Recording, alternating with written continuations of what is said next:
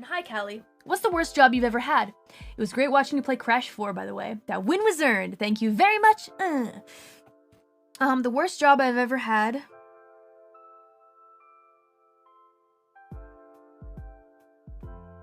I don't want to give them bad business or anything, but let's just say there's a chain. A certain chain of restaurante that we have here in the underworld, but you also have one in the overworld. There's no change in name. It's the same restaurant. It's the same chain. Of course they have a restaurant in the underworld because it sucks. Now, I'll give you some hints as to what restaurant it is, but I will not say outright because I don't want to get anyone in trouble, especially me. I don't want to get in trouble. I don't want them to come after me. They may still have my information. So, it's a family restaurant. It's a family restaurant, and they have great mozzarella sticks. And, they're open pretty late, and serve some fun drinks. Fun until someone starts twerking on the counter at 2 a.m. and I just want to go home. I don't know if I've told this story before, but I was saving up. Someone said it. Oh, a couple deadbeats have guessed. A couple deadbeats have guessed correctly in the chat. I see so. I'll go ahead and confirm for you. There's a certain fruit that you all think that Shinigami like a lot. Well, I do not. And there's a reason. It has to do with my job. Now, let me tell you an experience that I had at this job. So here's the thing. I was saving up. I was saving up big, deadbeats, because I wanted to go to the surface world. In fact, I wanted to go to Overworldian Japan, okay? I wanted to go to Overworldian Japan. Size area. It's not size area. We're not in Japan yet. I wanted to go to Overworldian Japan, so I was saving up. I had a box. I remember the box. I took a picture of it. I had a special box. And I put on front of the box, I put a picture of all of the bands that I wanted to see perform live. And I was super excited. I thought to myself, okay, I'll save up all summer. And I'm gonna go to Overworldian Japan and I'm gonna see them all perform live. But oh gosh, I'm broke. I have no money. I really did not have any money at that time. So I thought to myself, well, how about a summer job? Because I had a job. I've always had a job, but it didn't pay quite what I wanted. So I thought, how about I go into waitressing? So I went into that. And it just so happened, you know, I applied via the net, as many modern day Reapers do. And it turned out that the one that I applied to, the place that I applied to was in an area where let's just say it was not a great area. There were a lot of really rough demons around there. It was a rough area. But the job was open and I thought, okay, fine. You know, it was close enough to my place. I didn't really live in a great area either myself at that time. So I thought to myself, it's fine. How bad could it be? How bad could it be? Now, my first night working at that place, it was bad. I specifically recalled that as I was training, a couple ordered some macaroni. And I thought, this is so easy. The POS system, it's so easy to find the macaroni. I went and I found the macaroni. Now, I don't know if you know this, but on the POS system, there are two different kinds of macaroni. There's the fancy macaroni that they make with the white cheese, and then there's the Kraft mac and cheese that they put on the kids' plate. Now, when I go to the POS system, little Kali doesn't know the difference between the two. So I get the Kraft mac and cheese that they just get out of the box they give to the kids. Okay? And so we bring it out to the couple, and they get real mad. They don't want any Kraft mac and cheese out of the box. They say, we got this at home. I say, I apologize. Let me fix it. So I go to fix it, and then I bring the lady her drink. And she says to me, this doesn't taste like an alcoholic beverage. I say, excuse me, ma'am. I can't do anything about that. If I take it back to the bar, they're not going to do anything with it. You still got to pay for it. Now this madame, she doesn't like the sound of that.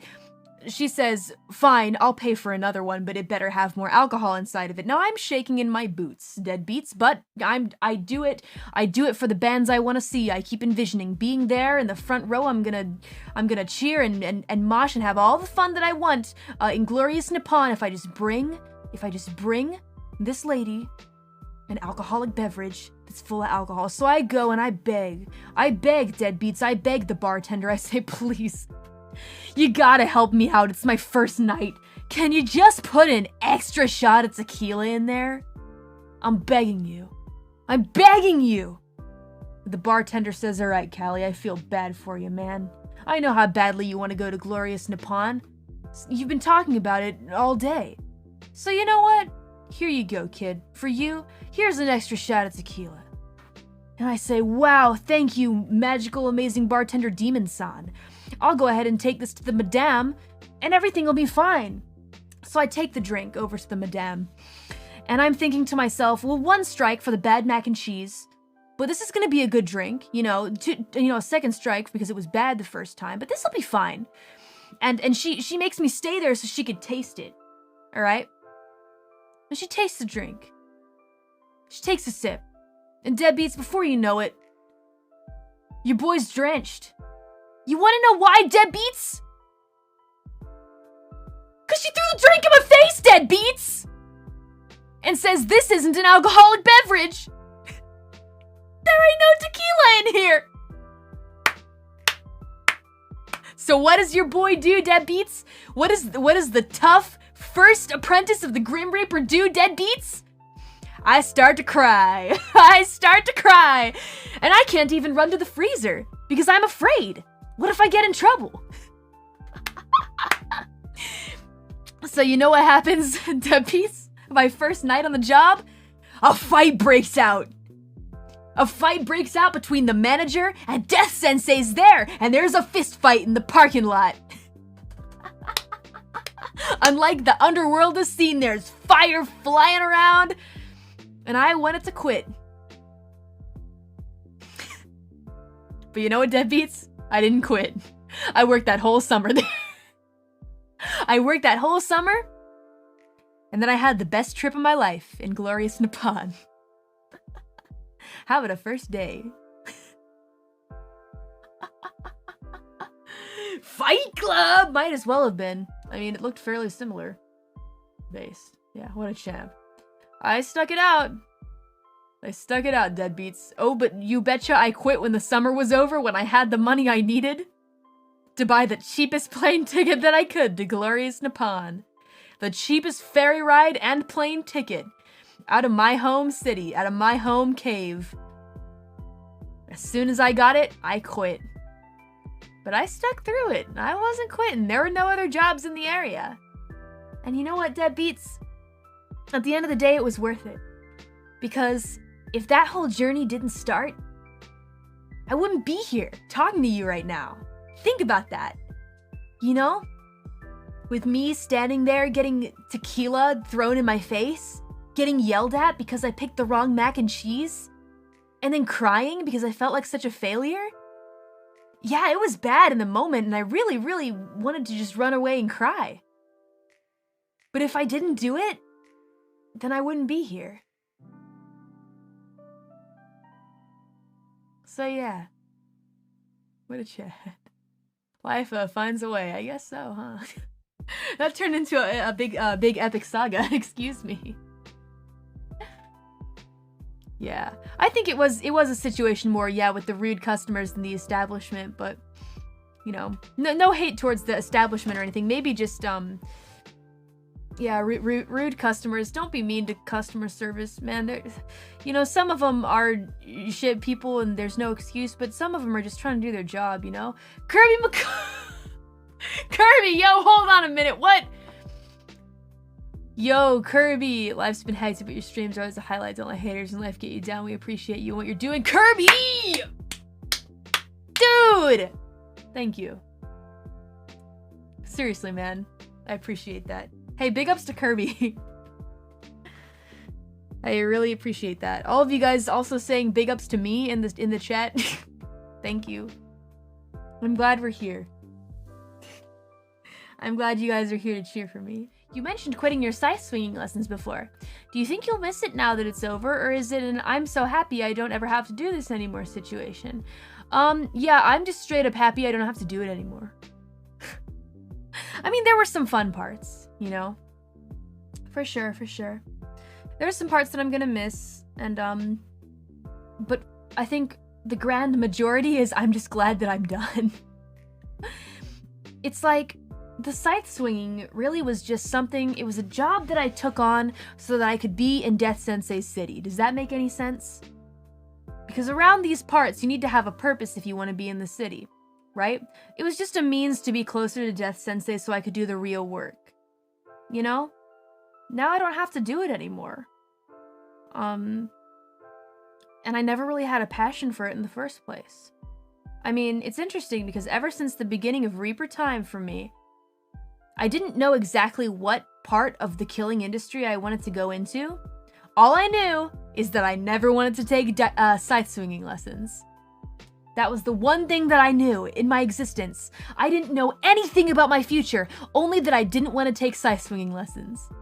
And then I ended up taking scythe swinging lessons so that I could be in Death Sensei's city.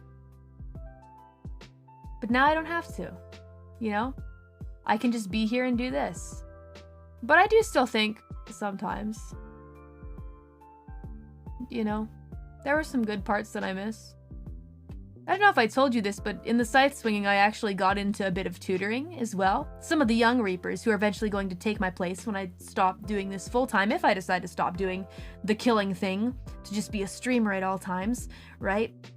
I recall something that kind of stuck with me, is that one of the young Reapers, actually went out of their way after one of our, you know, particularly fun scythe swinging lessons, stopped me while I was on my way to leave the scythe swinging, and said to me, out of nowhere, which really surprised me, just said to me, "Hey, Kali senpai, I just wanted to say that I appreciate everything that you do,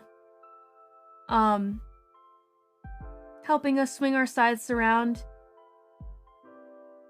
And, I just appreciate your time." And no one had ever said that to me before. Going to scythe swinging lessons, I'd never really gotten any kind of appreciation from anyone, you know? It just took me by surprise, I guess. And this whole time I had thought to myself, I don't really know what I'm doing here and it's just a means to an end. No, but that little Reaper, when he said that,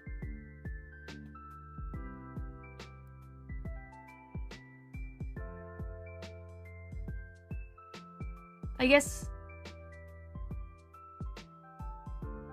I just felt like, even though it was just like a kind of like a means to an end for me, and just a way, just an excuse to be in this city, it made it feel like there was some kind of purpose to all of it. It wasn't just wasted time, you know? So yeah. I don't mean to make it all sad all of a sudden. It's just a nice memory. Something that I'll always keep in my heart. What you're doing somewhere, it may mean more to someone than you think. Maybe they don't let you know immediately. But someone out there is probably thankful for whatever you're doing. Whatever job you're working hard at. Whatever you're trying to accomplish. Somebody might be grateful and you just might not know. And so what you're doing, maybe it means something to someone. I don't know. I'm just thinking out loud. I'm just thinking out loud.